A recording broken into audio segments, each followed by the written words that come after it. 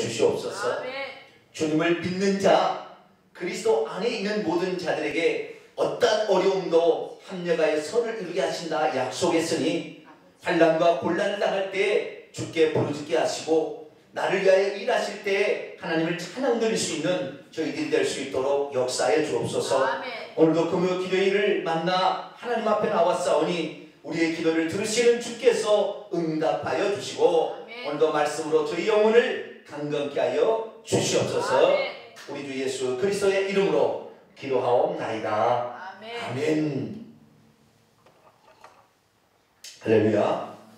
네, 오늘 금요 기도회로 함께 또 이렇게 모이게 된 것을 하나님께 감사를 드립니다.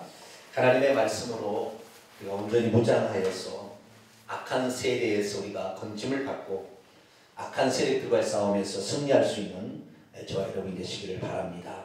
아멘. 오늘은 그동안에 우리가 지난주에 들었던 예수님이 하나님인가 라는 그 부분에 있어서 조금 더 우리가 기존에 알고 있었던 지식이 얼마나 잘못되었는지를 한번 이렇게 구체적으로 한 번씩 짚고 넘어가면서 예수님의 그 하나님, 그리고 예수님이 한 분 하나님, 한 분은 하나님은 한 분이라는 사실을 좀 더 명확하게 갖는 시간을 갖도록 하겠습니다.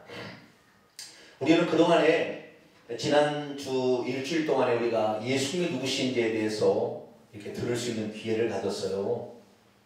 그런데 그 예수님이 누군지에 대해서 지난주에 말씀을 이렇게 쭉 이렇게 우리가 들어보니까 예수님이 정말 예수님이 한 분 원래 하나님이셨고 그분이 하늘에서 전능자요 창조주셨는데 그분이 구약에는 여호와로 나타나셨지만 신약에는 육신을 입고 이 땅에 오신 아들 하나님이 되신 거예요. 아들이 된 거죠.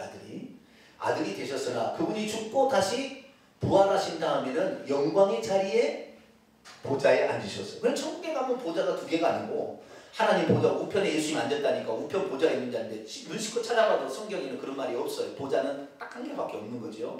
그래서 제가 이 한 분 하나님에 대해서 가장 충격을 받았던 것은 요한계시록 읽었을 때 보좌가 한 개뿐이라는 사실에 내가 매우 충격을 받았고 원문을 찾아보니까 하나님과 보좌에 앉으신 이와 어린 양이 나오는데 보좌에 앉으신 이와 어린 양이라는 말이 둘이라고 한다면 보좌가 복수로 나와 있는데 보좌는 단수로 나왔더라는 거죠. 요한계시록 22장에 보니까. 그런데 내가 매우 충격을 받았어요. 나는 예수님이 보좌 우편에 앉으셨다니까 항상 예수님 하나님 우편에 예수님이 앉아 계신 줄 알았다고요. 이 5년 전만 해도 내가 그렇게 알았어요. 이 목사로서 거의 지금까지 살아왔는데 이제 20년 가까이 돼가는데 그렇게 알고 있었어요. 왜 그렇게 알고 있었느냐? 그동안에 들어왔던 것이 그렇기 때문에 그동안에 배웠던 것이 그거였기 때문에. 그런데 나중에 아니 내가 천국에 갔는데 아니 하나님 보좌 우편에 예수님이 안 계시네. 천천히 봤더니 예수님이 그 보좌에 앉아 계시면 얼마나 충격을 받겠어요.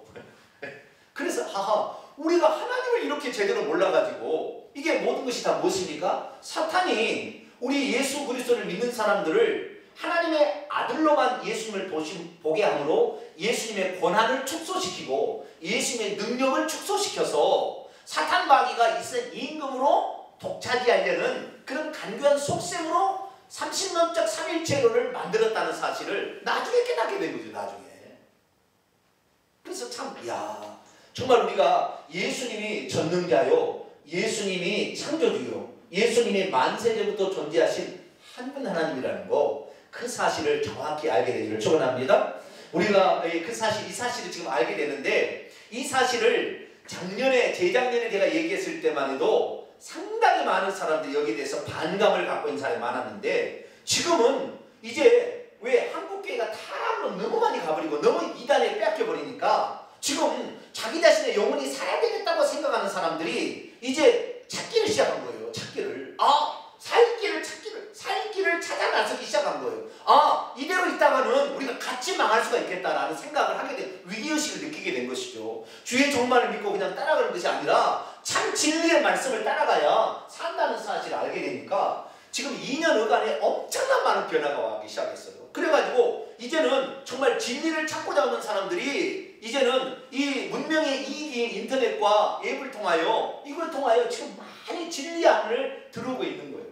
근데 우리 교회는 그런 사람들에게 이 길을 제시하려고 미리 훈련을 받아서 5년 동안 이렇게 말씀을 듣다 보니까 이제는 이 말씀이 우리에게 있어서는 하나도 새로운 말이 없을 정도로 엄청나게 우리는 지금 알고 있는, 할렐루야. 그 놀라운 이 진리의 말씀을 알고 있는데 이 진리의 말씀들을 우리를 통하여 하나님께서 쓰실 거예요. 그래서 우리가 정확히 알고 있어야 되고, 또한 이 사실을 우리의 자녀들에게 가르치고, 또 새로운 사람들을 새신자 교육할 때 알고서 가르쳐야 되는 것이죠. 그 전에 모르고 그냥 30년적 삼위일체로 이렇게 가다가 안 된다는 것입니다. 그래서 30년적 삼위일체, 30년째라고 제가 붙인 말이에요. 왜냐하면 삼위일체라고 지금 주장하는 사람들이 진짜는 30년을 믿고 있기 때문에, 세계의 신이 하나라고 믿고 있기 때문에, 그래서 제가 30년적 삼위일체로 얘기합니다만은, 이 삼위일체로 하는 자들의 주장이 얼마나 잘못되었는지, 얼마나 비성경적인지, 그리고 성경은 정확히 뭐라고 했는지 다시 한번 살펴보기를 원합니다.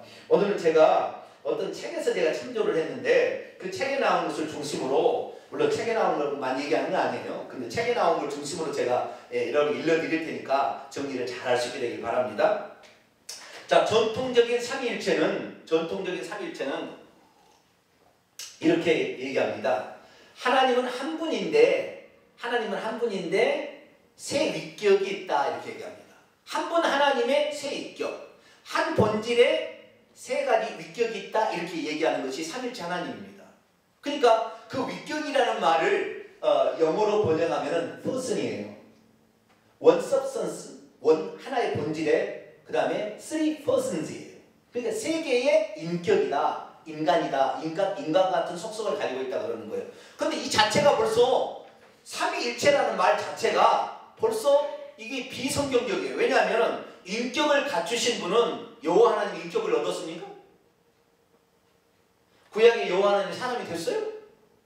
여호와 하나님 인격이 있습니까? 없습니까? 없어요. 그분은 신격만 있는 거예요. 아시겠죠? 그러니까 하나의 본질에, 하나님의 본질은 같으나 세 개의 인격이 있어서 여호와 하나님의 아버지의 본질이, 아버지의 인격이 있고, 예수님은 아들의 인격이 있고, 그 다음에 성령은 영의 인격이 있다. 인격이 있다는 말이 틀린 말이에요.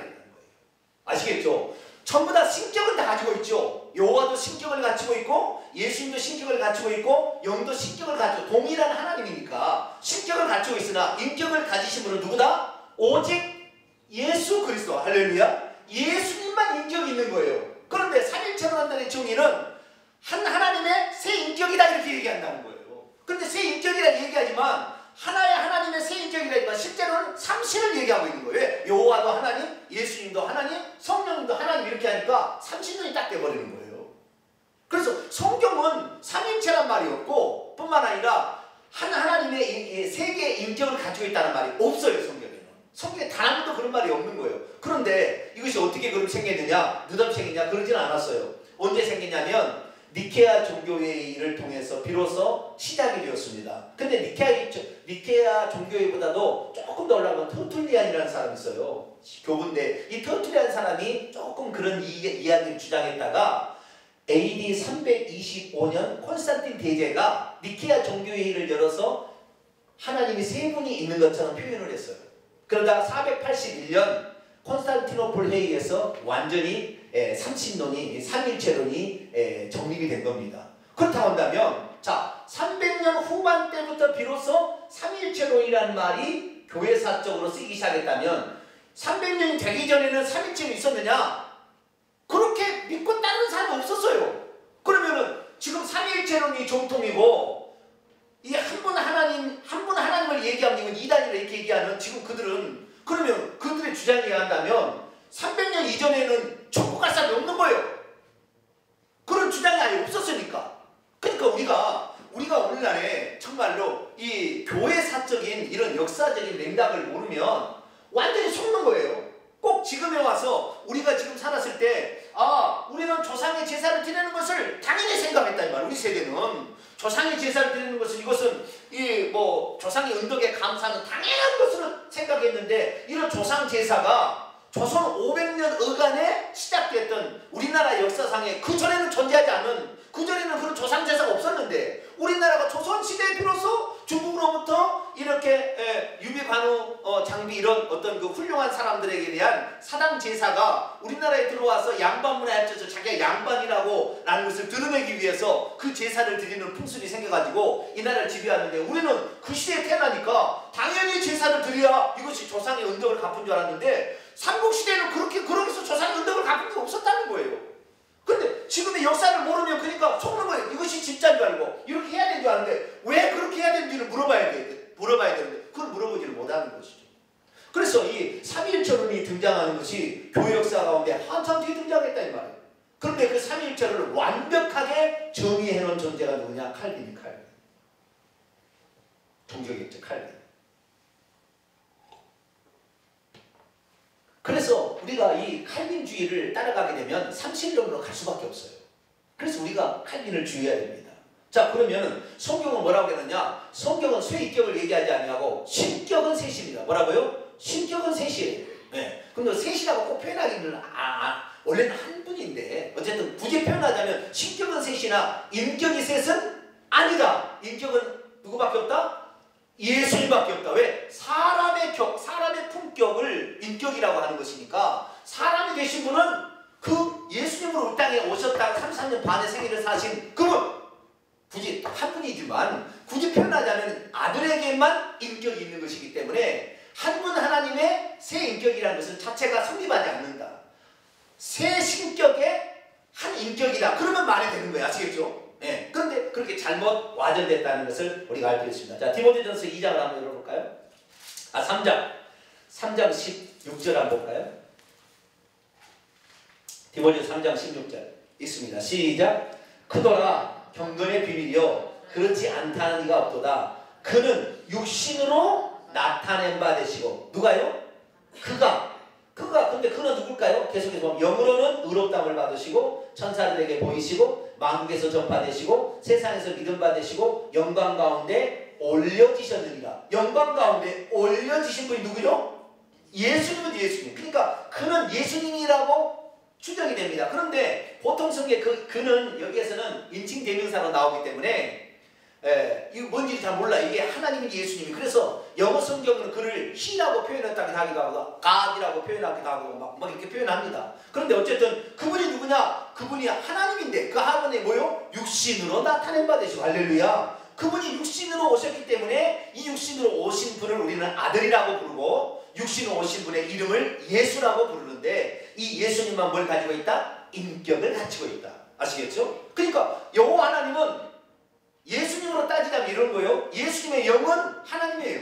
아버지 하나님이에요. 예수님의 영은. 아시겠죠? 예수님의 육신은 마리아의 태백통에 난 인간이요. 아시겠죠? 네. 그래서 영은 100% 신격을 갖추고 있고 몸은, 이 육신은 100% 인격을 갖추고 있죠. 그러니까 이 아들이라는 말을 쓸 때는 이 구약 성경에는 아들이라는 말을 쓸 수가 없어요. 왜? 아직 사람이 탄생이 안 됐거든. 하나님은 신격으로만 존재했지 아들은 없었어요. 그러니까 구약시대에 하나님을 아버지요 또는 아들이라고 표현할 수는 없었던 거예요. 그래서 구약에는 아브라함도 아버지 하나님, 아들 하나님 몰랐어요. 한 분 하나님, 그분이 한 분이니까. 그분이 구약에는 이 여호와였고 신약에 예수님이었으니까 몰랐던 거죠. 그래서 오직 한 분만 그렇게 알고 있었던 거죠. 자, 디모데전서 2장 5절을 또 보겠습니다. 디모데전서 2장 5절 같이 한번 보겠습니다. 시작. 하나님은 몇 분이요? 한 분이라 해요. 하나님 한 분. 하나님이 세 분이라 그런 게 아니라, 하나님은 나 외에 다른 신이, 구약시대 보면, 구약성 이사야 보면 나 외에 다른 신이 없느니라. 없는, 나 외에 다른 신이 없다 이 말이에요. 있다고 그러면은 내 아들도 있다고 했어야죠. 그렇죠? 네, 그런데 그런 말이 없다 이 말이에요. 그래서 하나님은 몇 분이다? 한 분이시오. 또 하나님과 사람 사이의 중보자도 한 분이신데 곧 사람이신 그리스도 예수라. 그리스도 예수는 누구라고요? 사람이다. 사람. 그래서 정확히 우리가 알아야 사람이 되신 분은 육신을 입고 이 땅에 오셨던 그 아들, 그분이 사람이셨구나 라는 사실을 이해하면 되겠습니다. 단지 이제 에베소 1장 같은 경우는 성부가 계획하시고 성자가 실행하시고 성령이 효과 있게 하신다는 그 사역적 구분은 있습니다. 아시겠죠? 하나님이 일할 때 사역적으로 구분할 수 있어요. 그러나 그분의 본질은 한 분이고 그분이 육신을 입으신 분이 예수입니다. 그렇게 이해하시면 되겠고요. 두 번째는 정통적인 삼위일체론자들은 뭐라고 주장하냐면 아들과 아버지와 성령은 신성 안에서 세 구별된 인격들인데 그들은 동등하고 함께 영원하고 함께 본성을 소유하고 있다. 신성을 소유하고 있다. 하지만 아버지 하나님이 어떤 의미에서는 삼위일체의 머리가 되시고 아들과 성령은 그에게서 나왔다. 이렇게 표현합니다. 그러면 나왔다 그러는데 나왔으면 먼저 있는 존재가 있고 나중에 있는 존재가 있을 거 아니에요. 그렇죠? 나왔다 그렇게 표현하면 그렇게 되는데 지금 삼위일체는 어떻게 표현하냐면은 하나님이 만세전에 있었는데 그 하나님께서 말씀으로 먼저 나오시고 그 다음에 이 말씀이 함께 하나님과 있다가 2000년 전에 육신을 입고 이 땅에 사람으로 오셨고 그분이 돌아가셔서 성령을 다시 보내주셨다 이렇게 표현하고 있습니다. 그러니까 이걸 잘 따져보면 시간적 순서가 있는 거죠. 그렇죠? 원래 하나님 한 분 있었고 그것도 아들이 나왔고 그 다음에 성령이 방출되어 나왔기 때문에 이건 시간적 순서가 있는 것으로 이 삼위일체라는 자를 표현합니다. 그러면서도 뭐라고 표현하냐면은 시간적으로는 구분할 수 없다 그렇게 또 정의를 해놨어요. 아니 설명은 내동 원래 하나님 계시고 그 다음에 아들이 거기서 나왔고 어디로부터 아버지로부터 아들이 나왔고 그 다음에 그 성령이 거기서 방출되었다 이렇게 얘기를 하면은 시간적 순서가 분명히 한데 그런데 시간적으로는 구분할 수 없다 이렇게 표현을 하는 거예요. 그럼 얼마나 논리적으로 우리에게 멍청한 생각을 그냥 우리가 그럼 어떻게 그런 말이 맞습니까? 그러니까 뭐라고 하냐면은 뭐예요? 하나님은 신비니까 모르니까 그냥 그대로 이해해라 그래야 되는데 그게 아니에요. 하나님은 원래 한 분으로 계신 거예요. 할렐루야. 한 분으로 계셨는데 그분이 이 땅에 육신을 입고 아들로 오심으로 처음으로 아버지라고 불리기 시작한 거예요. 아시겠죠? 아들이 되니까 아버지라는 말이 명칭이 생긴 거예요. 아시겠죠? 그 다음에 아들이라는 명칭이 생긴 것이죠. 그때는 그런 명칭이 없었어요. 한 분 하나님이었어요. 그럼 그 한 분 하나님이 구약시대는 어떻게 이름으로 불렸느냐? 여호와라는 이름으로 불렸죠. 여호와라는 이름으로. 그래서 우리가 이 아버지가 먼저 있고 아들은 나중에 나오고 그 다음에 성령님이 그 다음에 나왔다라는 어떤 그런 표현은 이 삼신을 만들어가는 그런 과정과 똑같은 거예요. 그게 아니라 하나님 한 분이세요. 아시겠죠? 한 분이다. 그렇게 하시면 되겠습니다. 그래서 아들은 육체로 나타나신 하나님이고 아들이라는 용어를 사용할 때는 아들로서 이 땅에 태어났기 때문에 성육신이라고 그러죠. 아들로 태어났기 때문에 아들이라고 불려진 것이지 그건 원래 하나님이시다. 이렇게 정의하면 별 무리가 없을 것 같습니다. 그런데 제일 문제가 된 것이 지금이에요. 삼위일체 하나님 주장하는 사람의 제일 큰 문제가 뭐냐면 예수 그리스도는 한 분 하나님이 육신을 입고 오셨다. 이건 성경적이에요. 요한복음에도 나오지. 그 성경적인데 삼위일체는 뭐냐면은 아들 하나님이 만세전부터 존재하고 있었다가 그 아들 하나님이 육신을 입고 이 땅에 오셨다. 이렇게 얘기하는 것이 삼위일체론자입니다. 다시 얘기합니다. 성경이 말하는 하나님 어떤 분이냐면 하나님 한 분이신데 그분이 우리의 구속을 위하여 피 흘리기 위하여 죽기 위하여 사람의 몸을 입고 오셨다. 이것이 성경이에요. 성경이 말이에요. 그런데 삼위일체는 뭐냐면 만세전부터 아들 하나님, 성부 하나님도 있었고 성자 하나님도 있었고 성령 하나님도 있었는데 그 중에서 아들 하나님이 육신을 입고 이 땅에 오신 분이 예수님이다 이런 거예요. 이것이 이단이에요. 이것이. 성경에는 단 한 번도 아들 하나님이 안 나옵니다. 아들 하나님이 안 나와요.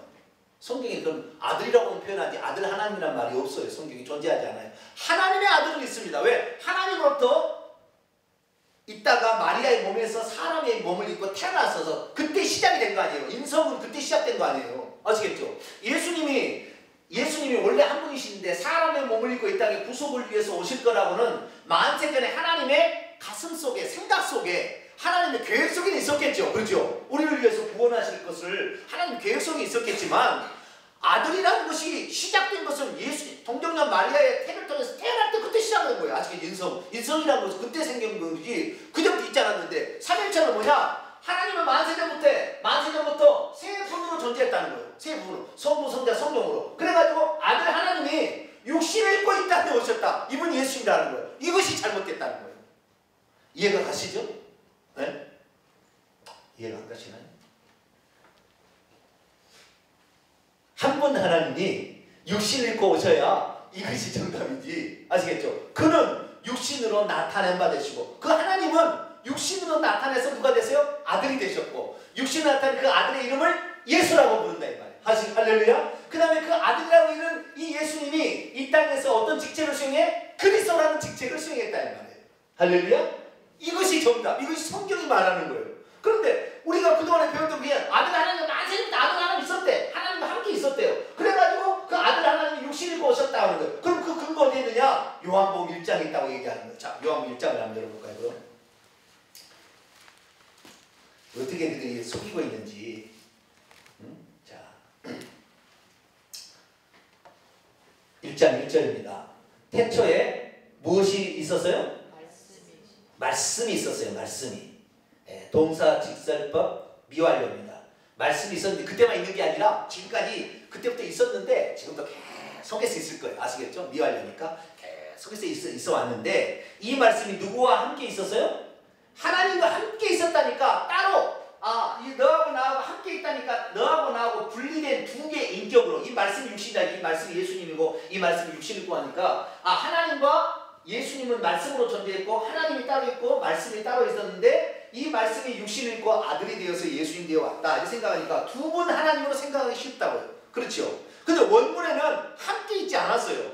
여기 원문에 보면은 함께라는 말이 프로스라는 위드 투게더의 뜻이 아니고 프로스라는 말은 무엇을 향하여 또는 무엇에서부터 라고 해석이 되는데 여기서는 무엇에서부터예요. 하나님에서부터 존재했다 이 말이에요. 말씀이. 자, 내가 있어요. 내가 하나님이에요. 내가 한 분은 하나님인데 내가 말하면 나로부터 말이 존재하죠. 그렇죠?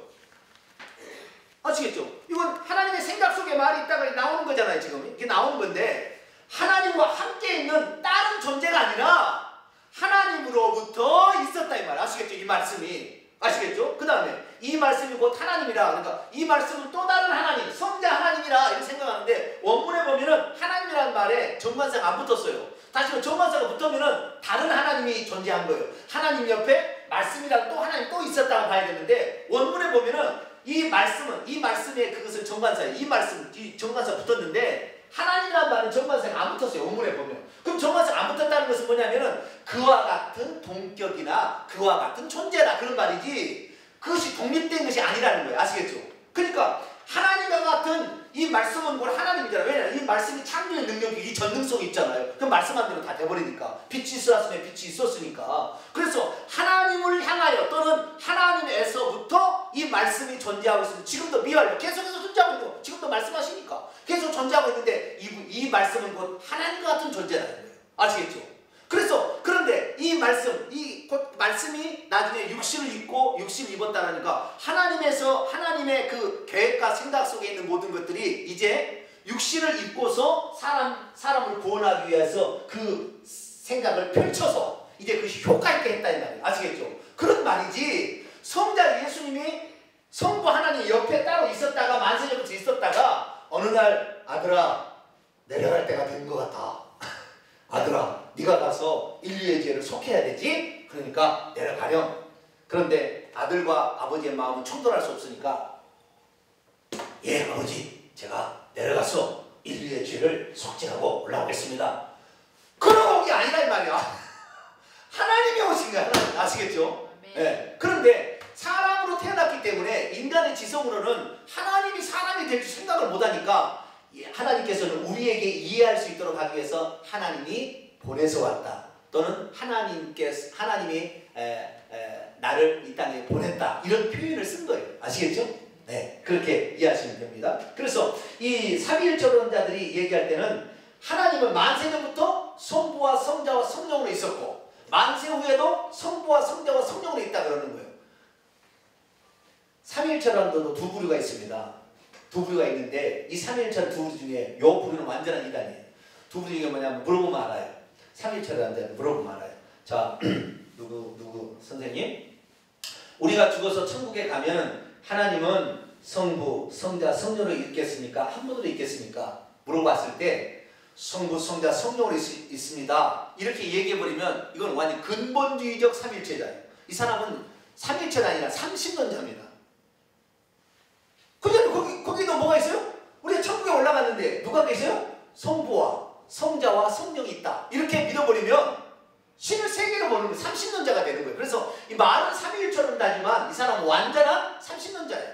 그런데 삼위일체론을 믿고 있는 사람 중에서 물어봤을 때 천국에 올라가면 성부와 성자와 성령이 어떻게 있죠? 물어보면은 몸이 한 개입니까? 두 개입니까? 세 개입니까? 물어보면 몸은 한 개이겠죠? 이렇게 얘기한다면 이 사람은 그래도 온건한 삼위일체론자예요. 온건한 삼위일체. 네? 조금 더 삼위일 원래 하나님 한 분 하나님이 좀 접근하는 거예요. 그러나 그게 아니라 원래 하나님은 한 분이셨고 원래 한 분이 하나이셨고 이 땅에 역사했던 그 시간적 순서에 따라서 인간이 불려지길 때 다르게 불려졌다고 이렇게 보시는 것이 성경적이다라는 것을 아시면 되겠습니다. 자, 그러면 이사야 9장 6절 한번 볼까요? 이사야 9장 6절.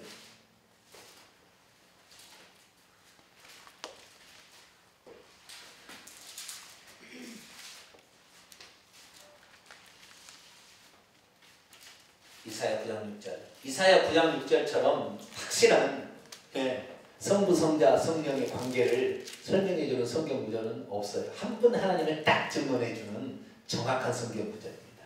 한번 읽겠습니다. 시작. 이는 한 아기가 우리에게 태어났고 한 아들을 우리에게 주신 바 되었는데 그의 어깨에는 정사를 메었고 통치자라 이 말이에요. 통치자. 그 다음에 그의 이름은 기묘자, 놀라우신 분, 경이로우신 분이다 이 말이고 모사라, 상담자라 그런 말이고요. 전능하신 하나님이라 영원히 계시는 아버지라 평강의 왕이라 할 것입니다. 그런데 그분이 7절 보세요.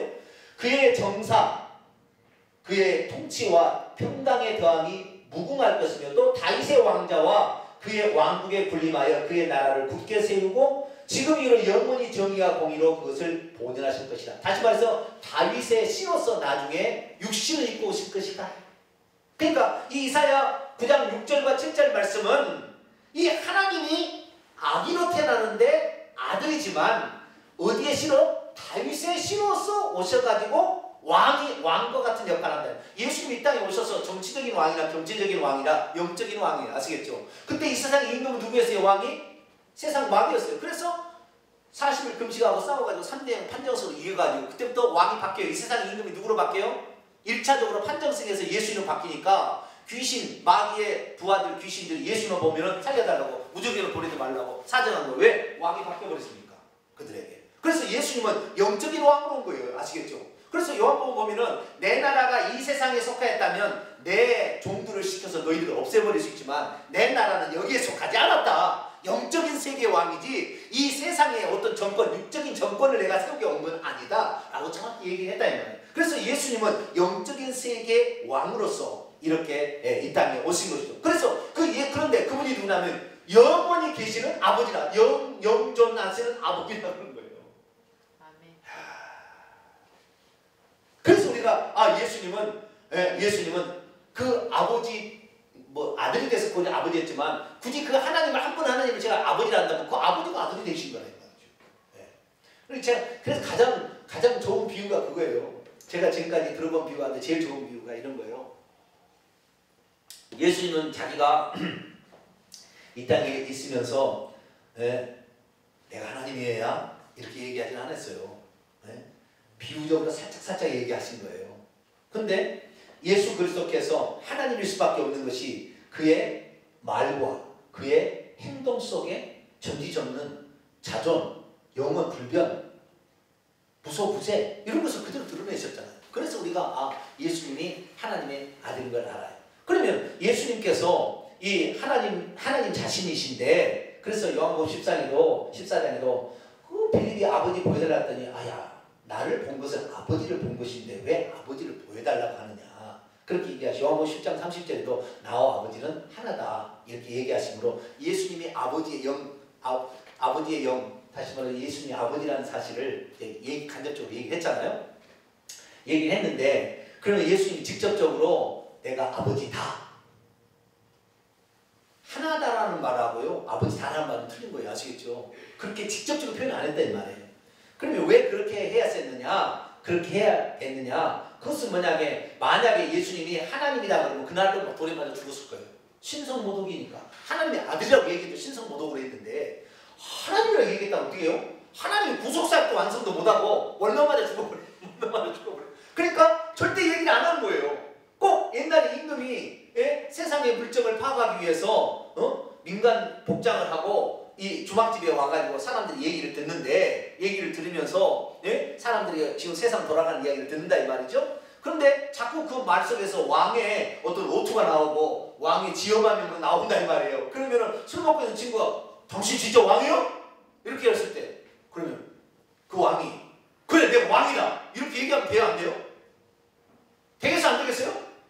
근데 왕은 기회 아니에요?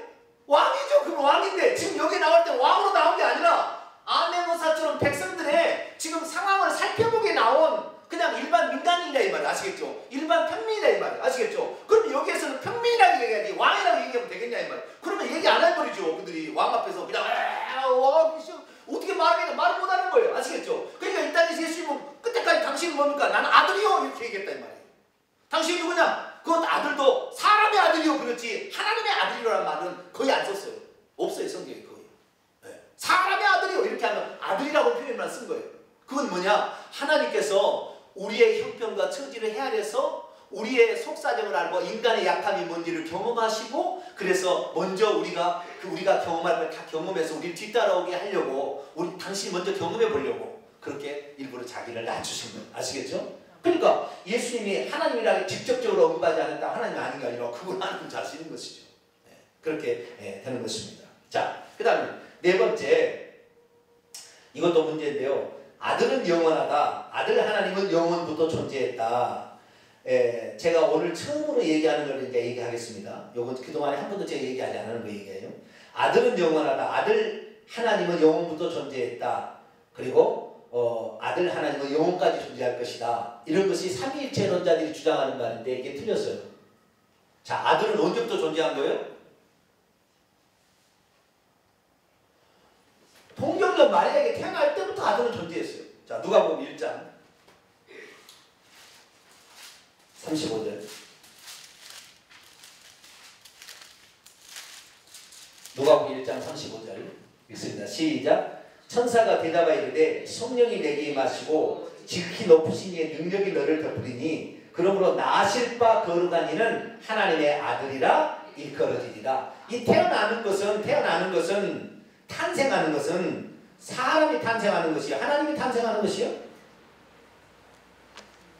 사람이 탄생하는 것이고, 그러니까 우리의 출생은 엄마가 임신할 때 그때 처음으로 영도 생겨지고 육신도 생겨지는 거예요. 아시겠죠? 하나님은 영을 만들고 육신은 우리 부모의 혈통 유전자를 통해서 만들어지잖아요. 그때 영을 하나님 만들어서 그때 집어넣어주는 거예요. 만수대도 존재하는 영혼이 오는 것이 아니라 그때 하나님께서도 또 같이 만드시는 거예요. 그래서 영을 이렇게 집어넣어줘서 그때 태어나는데, 예수님은 육신은 마리아가 만들고 있지만 영은 그때 하나님 만들어준 것이 아니고 그때 뭐 그리스도를 태어나게 한 게 아니라 하나님의 육신 돼서 영은 그대로 온 거예요. 아시겠죠? 네?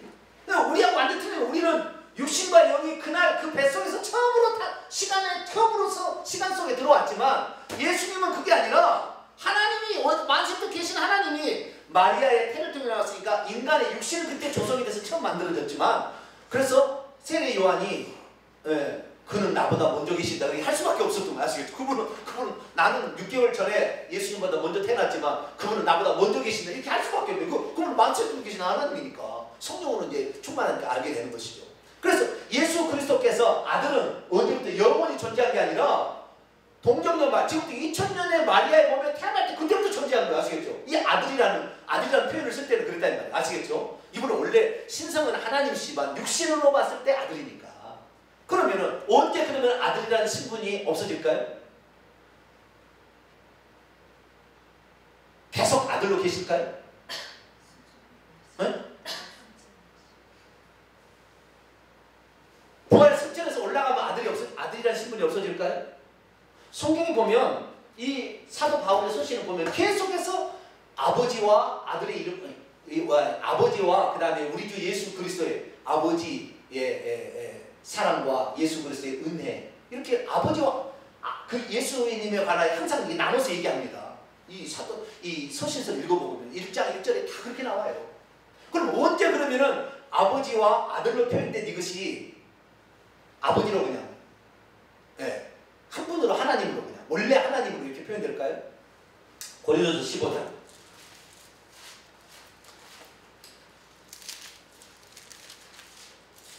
고린도서 15장 23절부터 23절부터 예수님께서 이제 부활의 첫 열매가 됐다 이렇게 되는 건데요. 24절 25절이 아주 중요합니다. 24절 25절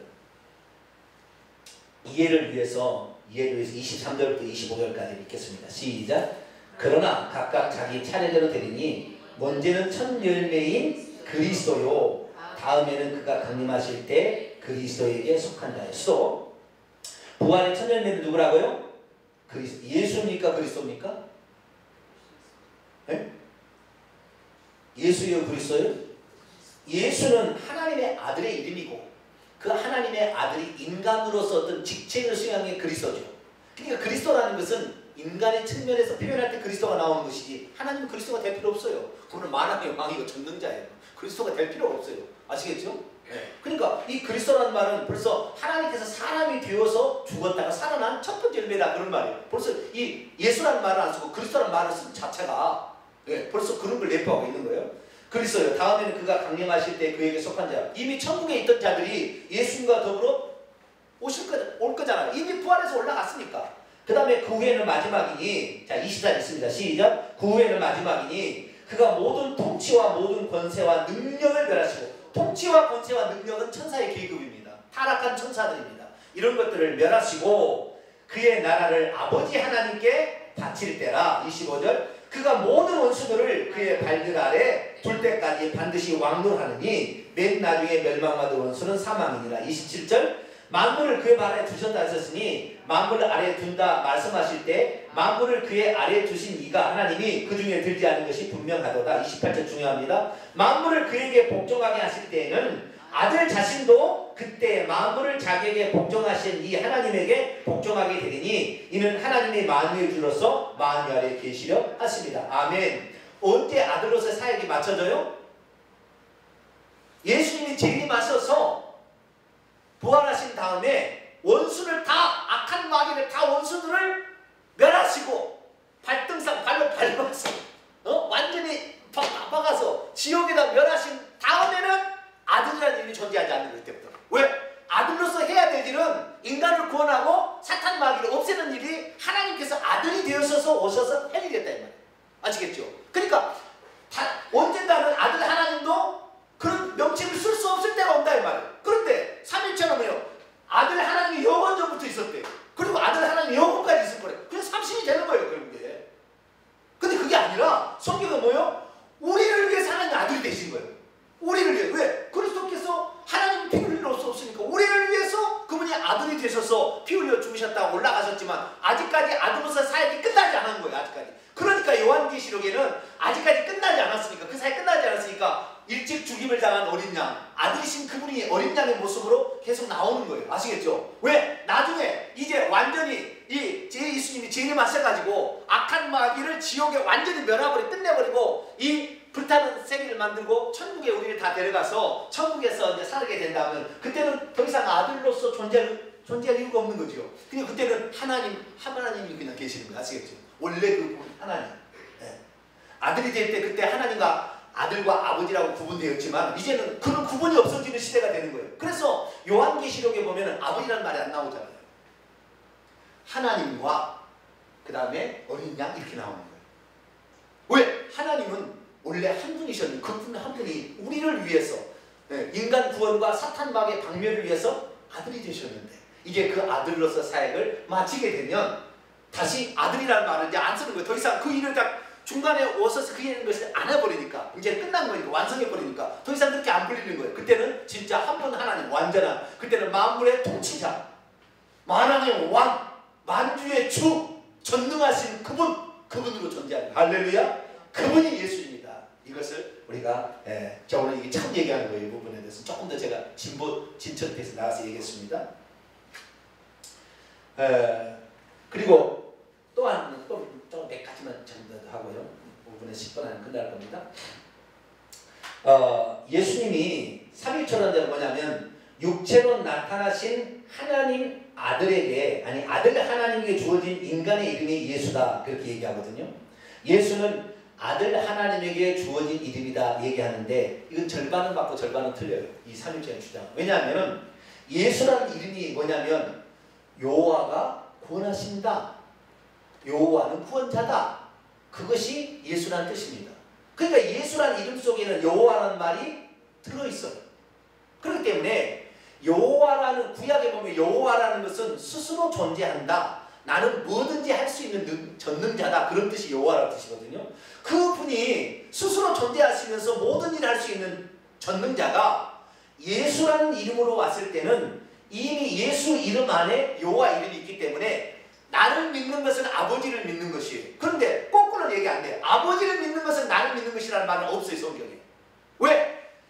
여호와가 구원하기 위해서 인간을 육신을 입고 사람이 왔기 때문에 나를 믿으면 구원을 받는다는 거예요. 그래서 예수를 통하여 구원을 받는 거예요. 아시겠죠?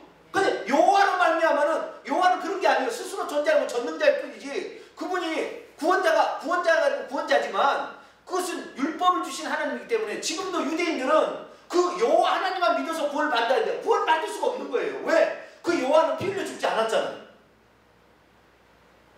유대인들은 지금 그거 이상하게 된 거예요. 그러니까 이 예수라는 이름은 여호와의 이름도 되시고, 그러니까 여호와 대신 아버지 하나님 이름도 되시고 아들 하나님 이름도 되는 거예요. 아시겠죠? 이 예수라는 이름은 아버지의 이름도 되고 아들의 이름도 돼요. 왜? 예수 안에 여호와라는 이름이 포함되어 있으니까. 그런데 이 지금 예수라는 이름이, 삼일체라는 예수라는 이름은 아들 하나님에게만 붙여지는 그때 이름이라 이렇게 얘기하는데, 그게 아니에요. 예수라는 이름은 영원토록 이렇게 불려질 이름인데, 그 이름은 아들의 이름이자 아버지의 이름과 동일한 거예요. 어떻게 알 수 있느냐? 자, 요한복음 17장을 열어볼까요? 이것도 제가 좀 많이 얘기하지 않는 부분입니다만은, 요한복음 17장. 나중에 더 자세하게 해보도록 하죠. 마태복음, 요한복음 17장, 죄송합니다. 요한복음 17장입니다.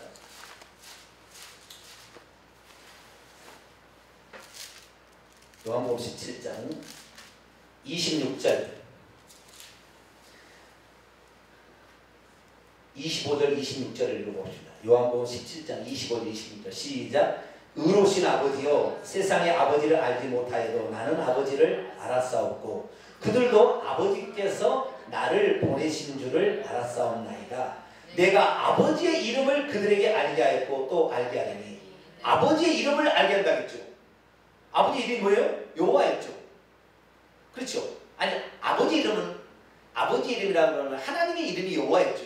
그런데 아들이 됨으로 하나님의 이름이, 아버지의 이름이 여호와가 됐지만, 정확하게 말하면 그게 아닌다면 아버지의 이름이 원래 뭐였냐면은 원래 예수인 거예요.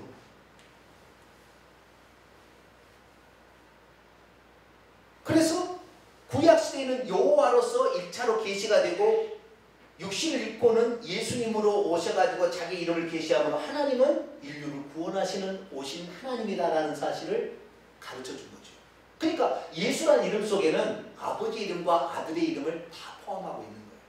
그런데 이 삼위일체론자들은 예수는 아들의 이름뿐이다는데 좀 더 확장되게, 절반을 받고 절반이 틀린 말이 그 말이에요. 자, 요한복음 5장을 들어볼까요? 요한복음 5장.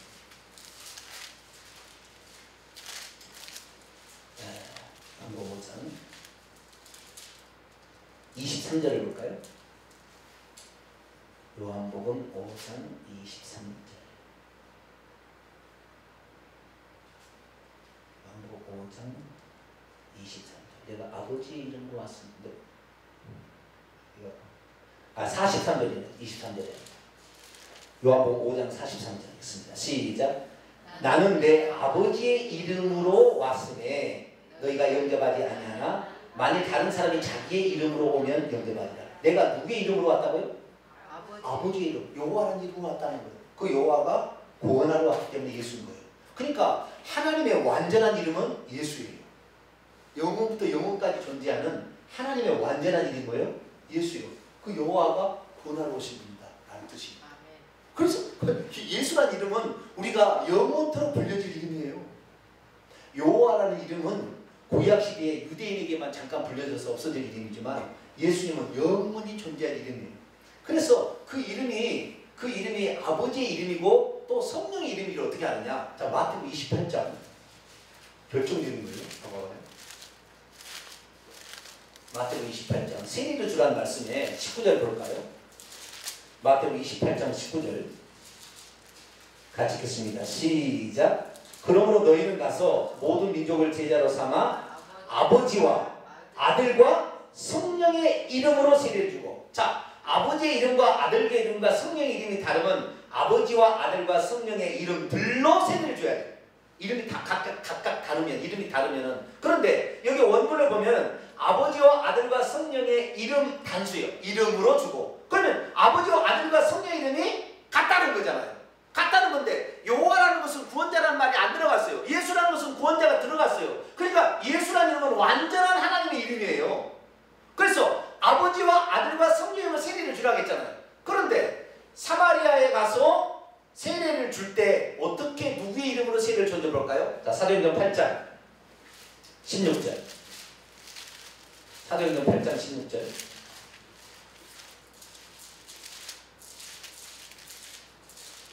사도행전 8장 16절. 그들이 누구의 이름으로 세례를 줬는지 볼까요? 시작.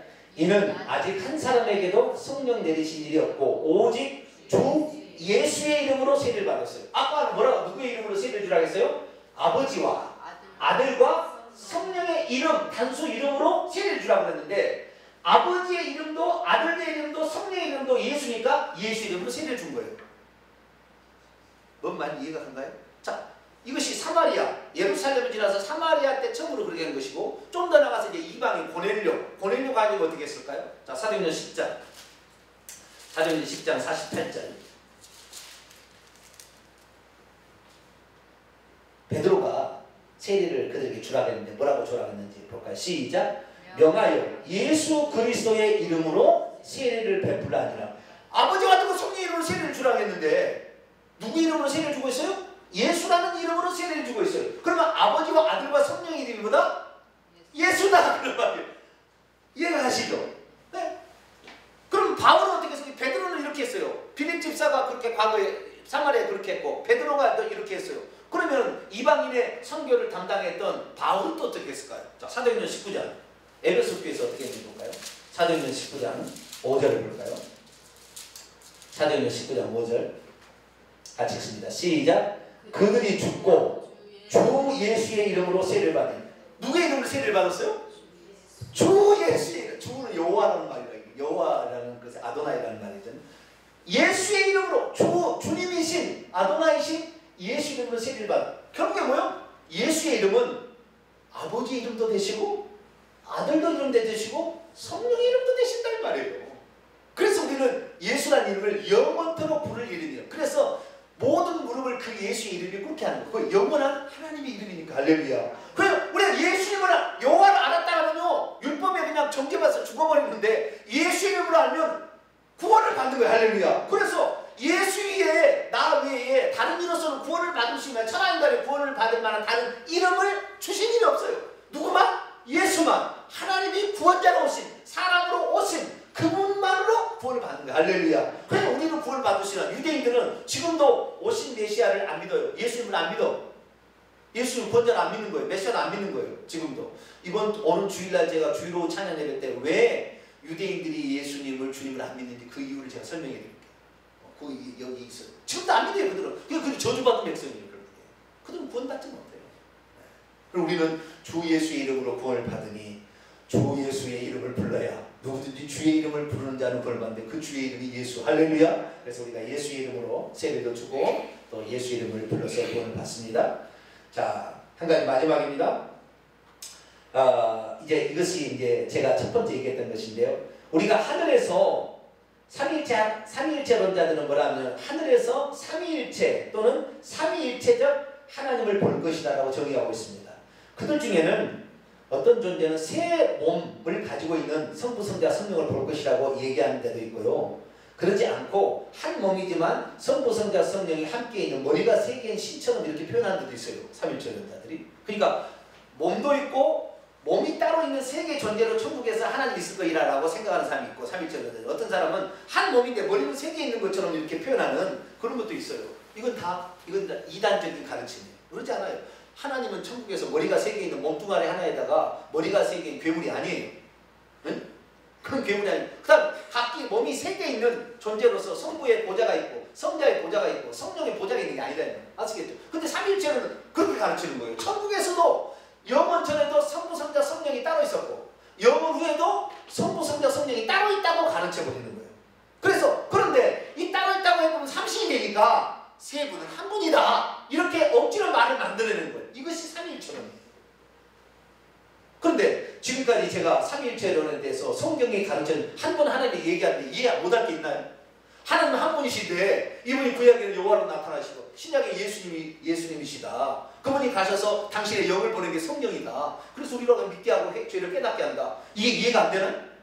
꼭 이것을 신비라고 표현을 해야 되나요? 알 수 없는데 그냥 성부 성령이 만성도 있었고 성부 성자 성령이 만성 후에도 있는데 이분이 거기에 아들 하나님 육신을 입고 2000년 전에 이 땅에 오셨다가 죽었다가 다시 아들 하나님으로 가셔서 그 보좌 우편에 앉아 계시다가 나중에 재림하시고 또 가셔서 또 아들 하나님 계속 있고 이게 아니란 말이에요. 이거 아니에요. 이거 아닌 거예요. 이런 하나님이 아니고 그 삼신, 이건 삼신이에요. 삼신. 이런 삼신이 아니라 우리 하나님은 영원토록 한 분 하나님. 할렐루야. 우리가 천국에서 만날 하나님도 한 분 하나님. 할렐루야. 아멘. 그분이 보좌에서 내려오는 예수님처럼 보이는 거예요. 보좌에 앉아 계시는 빛으로 둘러싸이기 때문에 볼 수 없어요. 그래서 우리는 이 한 분 하나님을 믿어야 됩니다. 이 한 분 하나님을 믿는 것으로 말미암아 몇 가지 해결되는데 이것만 하고 딱 마치죠. 자, 이 한 분 하나님을 믿게 되면 유대인들을 구원할 수 있습니다. 유대인들은 왜 예수님을 안 믿느냐? 그중에 가장 큰 것이 두 분 하나님을 기독교인은 믿기 때문에 왜? 아버지 하나님과 아들 하나님 있다고 하니까. 우리 하나님은 오직 하나인 여호와시는 그렇게 믿어왔거든요. 근데 여호와 아버지가 있고 아들이 또 있대. 절대 못 믿는 거예요. 그런데 이분이 한 분 하나이라면 유대인들을 구원할 수 있는 거예요. 할렐루야. 이거 첫 번째 위기예요. 우리가 하나님을 회복해야 될, 한 분 하나님을 회복해야 될 이유는 뭐냐면 하나님은 모든 사람이 구원받기를 원하는데 가장 하나님이 사랑했던 유대 민족을 삼위일체 하나님인데 못 믿게 구원을 못 받게 지금 막고 있는 거예요. 유대인들은 구원을 못 받게. 왜? 그들은 하나님이 성부 성자로 있거나 성부 성자 성령으로 있거나 두 신으로 있거나 삼신으로 있으면 절대 안 믿을 거거든. 그들은 잘못됐어. 그건 아니니까. 왜? 구약에 단 한 번도 하나님이 두 분이라고 이게 나의 가능성이 없다고 그랬는데, 그러니까 우리가 한 분 하나님을 전해야 되고 이 한 분 하나님 믿어야 될 건 뭐냐면 이렇게 꼭 믿지 않고 삼위일체론적으로 믿어도 그렇게 큰 잘못은 없습니다만은 그러나 한 분 하나님을 전해야 되고 이렇게 되는 이유는 유대인들을 구원해야 돼. 이제 마지막으로 그들이 딴 뜻이에요. 사실은. 네? 그들이 가장 하나님을 지금 안 믿고 있으니까 예수님이야? 하나님이 너가 알고 있는 여호와가 육신을 입고 온 거야 라고 얘기를 해야 된다. 할렐루야. 그래서 유대인들을 구원할 수 있는 거야. 이 한 분 하나님을 가르쳐주면 유대인들을 구원할 수 있는 거야. 두 번째, 하나님을 여럿으로 만든 다신론의 이단에 빠지지 않게 되는 거예요. 아버지 하나님 있고 아들 하나님 있으니까 어머니 하나님 있다고 하잖아요. 그 어머니 하나님 유사한 것이 마리아잖아요. 그러니까 천주교나 이 하나님의 교회들은 그래서 이단인 거예요. 왜? 하나님이 여럿이 아들 하나님, 아버지 하나님 나눠버리니까 어머니 하나님 있다. 창립자가 어머니 하나님이다. 안상우가 아버지 하나님이다. 그렇게 그들이 믿거든요. 그렇게 이단이 나오는 거예요. 그래서 여러분 창립자가 예수님이겠어요? 창립자가 안상우이겠냐고요. 하나님께서 육신을 두 번 입겠냐고요. 응? 우리 죄를 위해서 단 한 번 완전한 제사를 드린데 또 육신을 입고 와서 죽어가지고 또 그럴 일 없어요. 이만이 지금 늙어가지고 하나님 해가지고 그분이 육체 영생을 준다고 해가지고 좋다 했는데 내년까지 해가지고 이 생명이 지금 내년에 끝나는 것 같아요. 보니까 어떻게 됐는지 모르지만 그래서 내년까지 육체 영생 뭐 한다 해가지고 육체 영생으로 부활한다 해서 내년까지 이제 모든 사역을 완성하라 해서 난리 법석이 났어요. 신천지가. 그거 죽을 것 같아요. 근데 안 죽어야 돼요. 육체 영생을 한다. 육체로 영생을 한다고 가르쳤거든요. 이만희가. 나는 육체로 영생한다. 내년쯤에는 이제 이만희 거기서 신천지가 끝날 생겼어요. 무슨 거짓말 이론을 또 만들어서 할지는 모르겠지만 그건 끝날 생겼어요. 두 번째는 하나님을 여러 신으로 만들고 무슨 보혜사 성령은 사람을 안 와요. 다시 이만희가 사람인데 사람으로 보혜사 성령이 안 온다니까요. 절대 그럴 리가 없어요. 그러니까 이단을 분별해낼 수가 있어요. 한 분 하나님을 정확히 아는. 할렐루야. 그 다음에 세 번째 이게 가장 중요한 것인데요. 예수님을 그동안에 아들로서 제한하고 약화시켰던 것을 그분을 원래 하나님의 이치로 돌려버리기 때문에 전능자의 힘, 전능자의 이름으로 우리가 살아가서 악한 마귀를 대항할 수 있는 강력한 능력이 우리에게 주어지는 할렐루야. 이 세 번째가 아주 중요한 거예요. 첫 번째는 유대인들 우리하고 상관이 별로 없잖아요. 두 번째는 상관은 조금 있으나 그래도 우리하고 별 상관이 없는데, 세 번째는 날마다 사탄 마귀와 귀신들의 공격을 받는데 전능자의 예수 이름으로 떠나 가라! 할렐루야. 아멘. 그렇게 외칠 수가 있다 이 말 우리가. 그냥 하나님의 아들의 이름으로 좀 나가줄래? 이 정도였는데 그게 아니라 이제 영원한 통치자 만하며 만주의 주 자존하신 그분의 이름으로 귀신을 쫓고 사탄 마귀를 결박한 할렐루야. 이 놀라운 축복이 우리에게 주어진다 이 말이에요. 아멘. 그런데 우리가 이 한 분 하나님에 대해서 믿으라면 말라고 이렇게 얘기할 수는 없다는 거죠. 그래서 우리가 지금 이렇게 얘기하고 있는 할렐루야. 이렇게 얘기하다 보니까 이제 듣는 사람 알아듣는 거예요. 이 얘기를 들으면 알만하잖아. 이해가 되잖아요. 뭐 신비라고 포장해가지고 아니 알 수 없지만 그냥 신비야 이렇게 얘기하는 게 아니라, 하나님은 그렇게 이성적으로 우리가 이해하지 못할 만큼 그런 게 아니에요. 우리에게 구원받고 우리가 하나님을 섬기고 사는데 충분하게 우리에게 계시를 해줬어요. 그렇기 때문에 우리가 이 예수님을 정확히 믿는 것입니다. 예수님 그분은 만세전부터 한 분 하나님 할렐루야. 예, 그분이 우리를 위해서 잠시 인간의 인성을 입었고 인성으로서 입을 때 아들이라고 이름으로 불렸으나 그 아들의 이름도 나중에 사탄 마귀를 지옥에 쳐놓고 나서는 아예 아버지 아들이라는 그 존재도 사라지고 하나님 원래 한 분, 그분의 이름은 예수라는 이름이었으니까 예수라는 이름으로 영원히 존재할, 우리가 그분을 지금 믿고 있으니 주 예수 이름으로 세례를 주고 주 예수 이름으로 귀신도 쫓아내고 할렐루야. 주 예수 이름으로 강력한 능력 행사하는 우리 모두가 되기를 간절히 축원합니다. 아멘. 기도하겠습니다. 거룩하신 하나님, 예수라는 이름이 영원한 이름이요, 아들은 잠시 잠깐 왔다가 없어질 수 있겠지만 예수라는 이름은 바로 아버지와 아들과 성령의 이름이니 이 예수 그리스도의 이름을 영원토록 저희들이 붙잡고 영원히 예수님 한 분만 나의 구원자로 나의 하나님으로 섬기며 살게 도와 주옵소서. 우리 주 예수 그리스도의 이름으로 기도하옵나이다. 아멘. 아멘.